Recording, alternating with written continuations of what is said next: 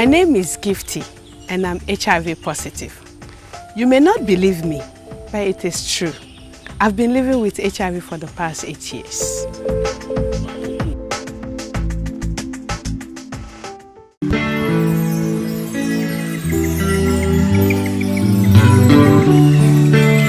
Hi, my name is Kwame Sefakai. In my line of work, I interact with so many people who might be HIV positive. Every day, I work and associate with them because it's the right thing to do. It could be you. You shouldn't reject someone because the person is HIV positive. It's against their human rights. Let's do more. Let's show we care. Let's accept people living with HIV. It could be me. It could be you. So you have met Gifty, another friend of mine who is HIV positive. Listen to her story in detail as she bears it all out.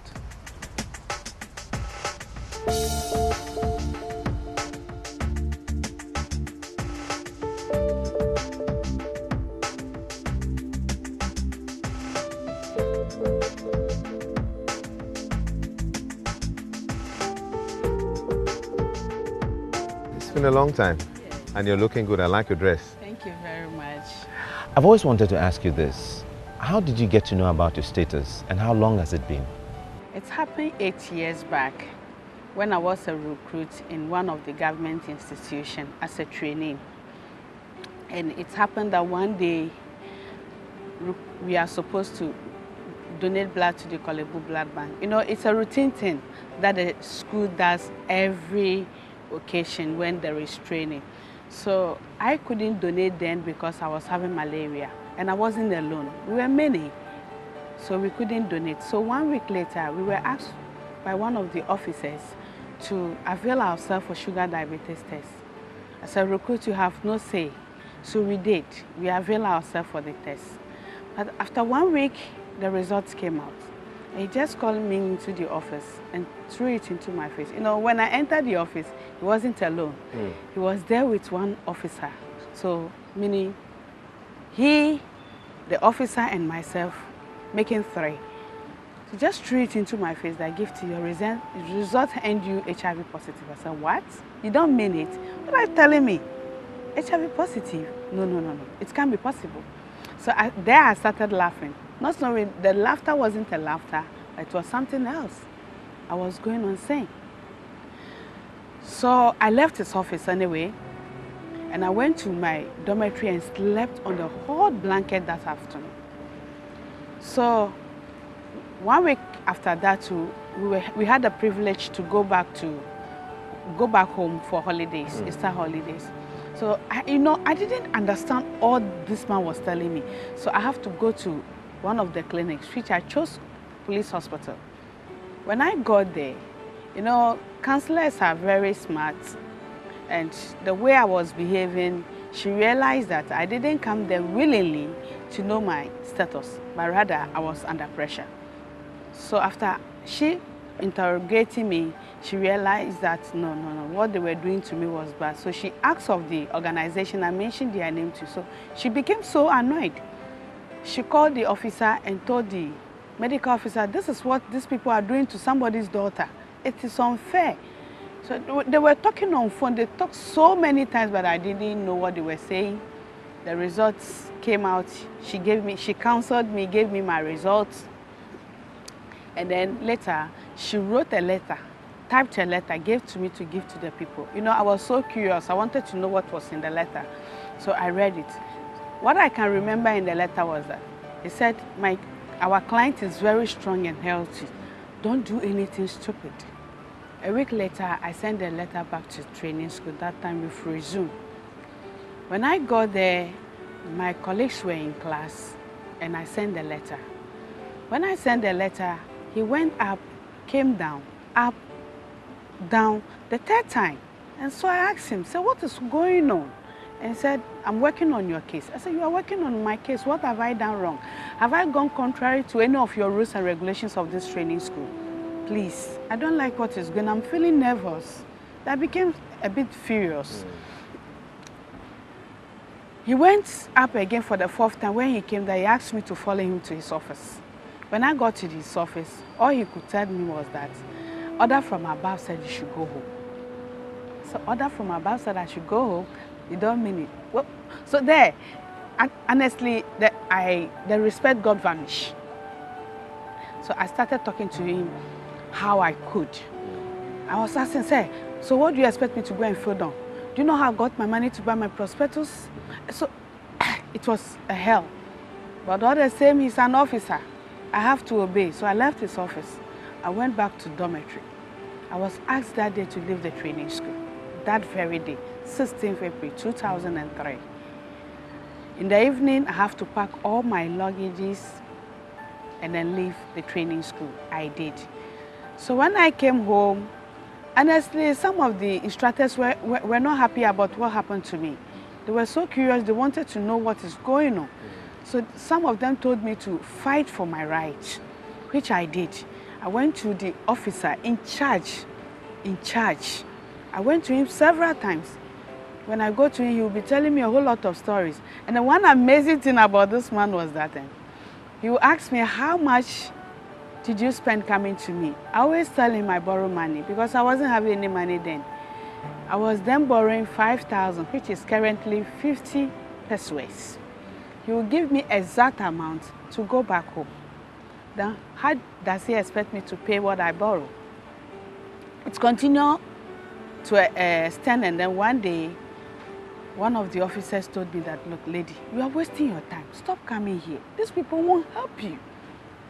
So I decided to go home.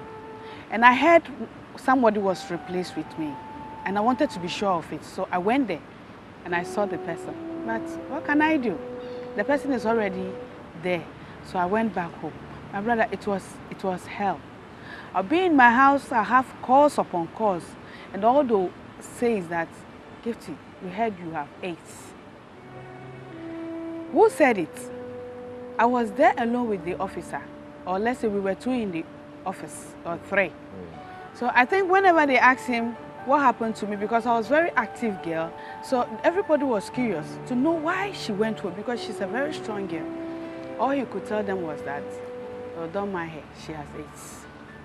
So the rumor everywhere couldn't make me even sleep. My brother came to a time I have to try to commit suicide. I attempted suicide several times, but I never succeeded. Were there no safeguards at your workplace to secure your interest? Actually, I cannot tell because I can't say yes or no. So in that regard, how did you feel and how did you deal with that? Actually, I feel so stigmatized and rejected. I feel I wasn't human being. But all the same, thanks be to those who picked me as a broken bottles and guarded me and molded me today, and I have overcome those situations. So today, my brother, it's a thing of the past. Yeah.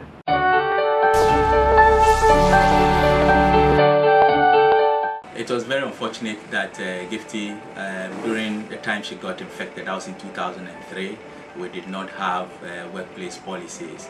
Our HIV response as a country was by then evolving, and so with the help of our development partners, International Labour Organization, we developed a workplace policy in 2005.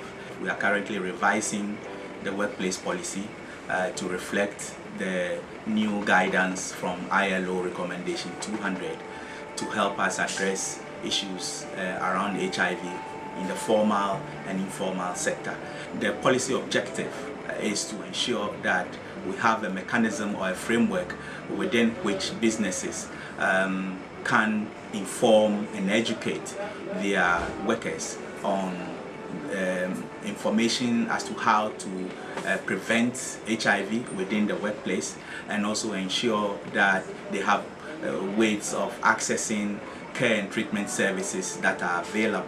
Our workplace policy does not subscribe to people doing pre-employment screening, so that people would not be discriminated upon because they are HIV infected and so wouldn't be hired into jobs. And then also for those who are already infected, workplace policies ensures that their interest is protected.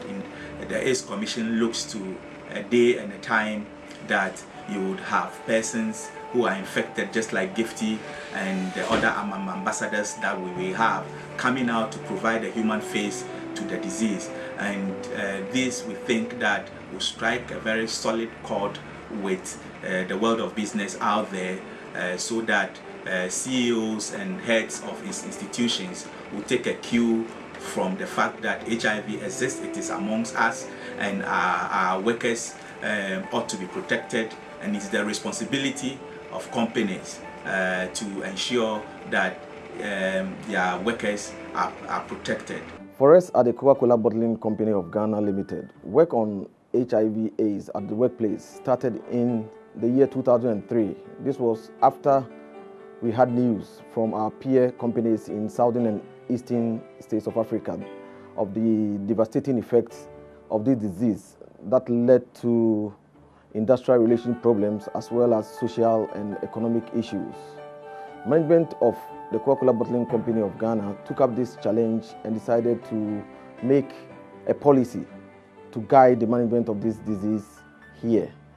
The policy was documented along the guidelines provided by the Ghana AIDS Commission, the WHO, and also guidelines from our corporate Coca-Cola in Atlanta.